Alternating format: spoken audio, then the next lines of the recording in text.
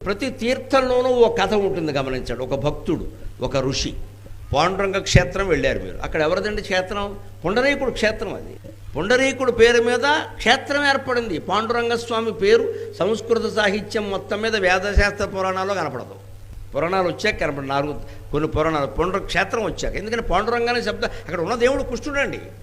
పాండురంగ స్వామికి ప్రత్యేక ఆకారమైన కృష్ణుడు. ఆయన అలాగే నెమలిపించి ఉంటుంది, వేణువు ఉంటుంది, అన్నీ ఉంటాయి. కాకపోతే 2 ఇటక బెట్టల మీద నిలబడి ఉంటాడు ఆయన. కృష్ణుడు మామూలుగా కృష్ణాలయంలో కృష్ణుడు ఎవరు అలా ఉండరు. ఇలాగ యచ్చేస్తా. ఒక పుస్తకం చదువుతున్నారనుకోండి, ఆ పుస్తక రచయిత పేరు చూసి ఈ పుస్తకం బాగుండదండి అనకండి. ఒక చలనచిత్రానికి ఎడుతున్నారనుకోండి, ఇది బాగుండదండి అనకండి. ఒక్కటి జ్ఞాపకం పెట్టుకోండి, నిరంతరం పూజ చెయ్యవలసిన సాలగ్రామం ఉండేది గులకరాళ్లలోనే. గులకరాళ్ళన్నీ వెతికితే సాలగ్రామం దొరుకుతుంది. పట్టుకోగలిగిన హృదయం మీకు ఉండాలి, కానీ ప్రతి దాంట్లోనూ ఒక మంచి విషయం కనపడుతుంది. ఏరుకోవడం మీకు రావాలి.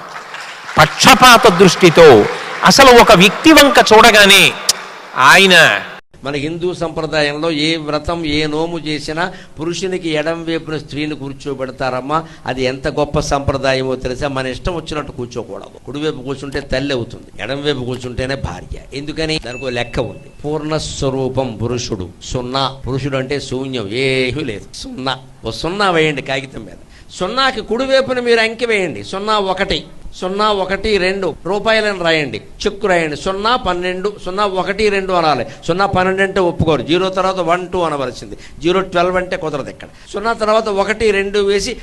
స్వాతంత్ర్య ఉద్యమం కోసం ప్రాణాలు కోల్పోయిన మహానుభావుల త్యాగాలు ఫలించాలంటే 75 ఏళ్ల స్వాతంత్ర్యాన్ని మనం కాపాడుకోవాలి. ఇదివరకు ఇంగ్లీషు వాడికి వశివయం, ఇప్పుడు చైనా వాడు, అమెరికా వాడు 2 గ్రద్దల్లా చూస్తున్నారు. అమెరికా వాడే మనకి ఫ్రెండ్ కాదమ్మా, వాడు పెద్ద గద్ద.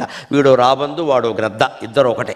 ఎందుకంటే ఆ దేశాల్లో రాముడు పుట్టలేదు, ఆ దేశాల్లో కృష్ణుడు పుట్టలేదు, ఆ దేశాల్లో బుద్ధుడు పుట్టమన్నా పుట్టడు. ఇక్కడే పుడతాడు బుద్ధుడు ఖచ్చితంగా. మొట్టమొదటిగా ఒక్క పని మీరు చేయండి నా కోసం. వస్తువు కొనే ముందు ఈజిప్ట్ మేడ్ ఇన్ ఇండియా అని అడగండి. ఒక్క మాట, ఇది మన దేశంలోనే తయారైందా అని అడగండి. తయారు కాలేదు. 10-15 నిమిషాలు సైకిల్ తొక్కిన దానికన్నా, 20 నిమిషాలు నడిచిన దానికన్నా 10-15 సార్లు నవ్వటం అనేది ఆరోగ్యానికి ఎంతో మంచిది. అలా నవ్వినప్పుడు మన శరీరంలో హ్యాపీ హార్మోన్స్ ఉత్పత్తి అవుతాయి. సెరటోనిన్, డోపమిన్, ఆక్సిటోసిన్, గాబా, అలాగే ఎండార్ఫిన్స్. ఇవన్నీ మన శరీరములో స్ట్రెస్ వల్ల రిలీజ్ అయ్యే బ్యాడ్ హార్మోన్స్ ని న్యూట్రలైజ్ చేసి తగ్గిస్తాయి. అందుకని మానసిక ఒత్తిడి, స్ట్రెస్, టెన్షన్ లాంటివి తగ్గాలి అంటే నవ్వటం